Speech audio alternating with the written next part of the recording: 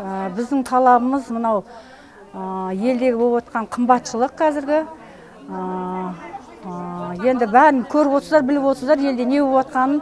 Қанша уақыт болды, осы уақытқа шейін әлі бір әкім, болмаса министр, болмаса депутаттарды көрген жоқпыз ешқайсысын.